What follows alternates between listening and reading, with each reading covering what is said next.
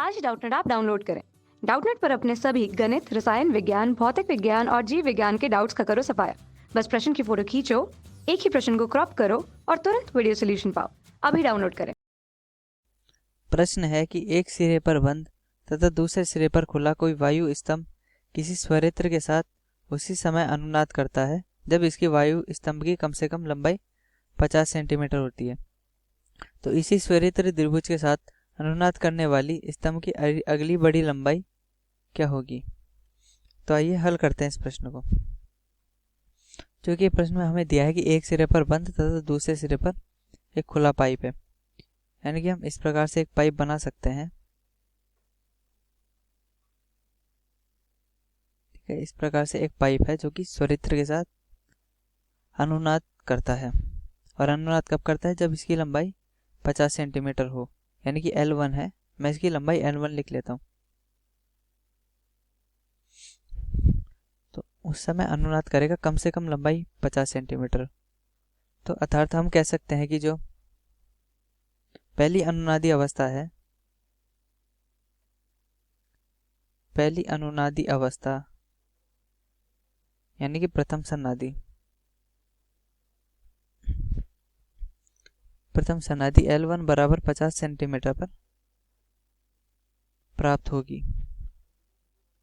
ठीक है, ये है हमारी पहली सन्नादी अवस्था, 50 सेंटीमीटर पर प्राप्त होगी। अब चूंकि हम जानते हैं कि इस पर पहली अनुनादी अवस्था है, तो किस प्रकार से जो तरंग है वो ध्वनि तरंग बनेगी, वो ध्वनि तरंग बनेगी इस प्रकार से।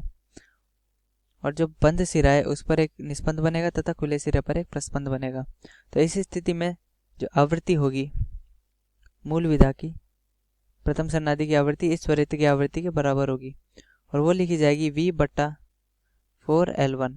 अब V/4L1 क्यों? क्योंकि हम जानते हैं कि एक निस्पंद और एक प्रस्पंद के बीच की दूरी कितनी होती है? λ/4, यानी कि ध्वनि की तरंग दैर्ध्य का 1/4। और आवृत्ति का मान होता है ध्वनि की चाल बटा तरंग दैर्ध्य। और λ/4 बराबर यदि L1 है तो हम लैम्डा का मान 4L लिख सकते हैं।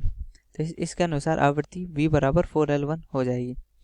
अब हमें दिया है कि द्वितीय अनुनाद के लिए, यानी कि स्तंभ की अगली बड़ी लंबाई का अर्थ है कि अब दोबारा अनुनाद करेगा। तो द्वितीय अनुनाद के लिए, अब द्वितीय अनुनाद के लिए यथार्थ है द्वितीय सन्नादी। अब द्वितीय सन्नादी कैसे बनेगी? द्वितीय सन्नादी बनेगी इस प्रकार से कि मैंने इस प्रकार से एक पाइप ले लिया,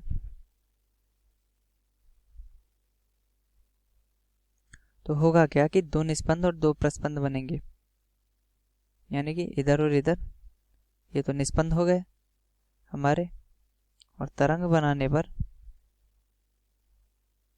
इस प्रकार से प्रस्पंद हो जाएंगे। ये हो गया A और ये हो गया A। और चूंकि हम जानते हैं कि दो क्रमागत निस्पंदों या दो क्रमागत प्रस्पंदों के बीच की दूरी λ/2 होगी और ये λ/4 प्रस्पंद और निस्पंद के बीच की दूरी। और चूंकि स्तंभ की लंबाई इस वक्त हो जाएगी L2, क्योंकि स्तंभ की लंबाई अब परिवर्तित हो रही है।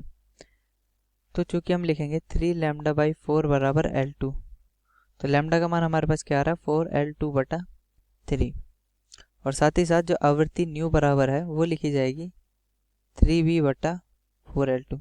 ये होगी हमारी दूसरी सन्नादी के लिए। और चूंकि न्यू का मान तो सेम ही रहने वाला है क्योंकि स्वरित्र वही है, तो अनुनाद के लिए इस प्रकार की द्वितीय सन्नादी के लिए हम आवृत्ति लिखते हैं। अब ये मान और ये मान दोनों बराबर होने चाहिए। तो चूंकि इन दोनों को बराबर रखते हैं, समीकरण 1 समीकरण 2, तो समीकरण 1 व 2 से V/4L1 बराबर 3V/4L2, तो L2 बराबर 3L1 तथा हमारे पास L2 का मान क्या आया? 3L1, 3 × 50 बराबर 150 सेंटीमीटर। तो अतः 150 सेंटीमीटर पर हमें अगली अनुनादी अवस्था प्राप्त होगी। तथा हमारे प्रश्न का उत्तर है C ऑप्शन। कक्षा 6वीं से 12वीं से लेकर नीट, आईआईटी, जेई वो एडवांस के लेवल तक 1 करोड़ से ज्यादा छात्रों का भरोसा। आज ही डाउनलोड करें डाउटनेट ऐप या व्हाट्सएप करें अपने सारे डाउट्स 8400 400 400 पर।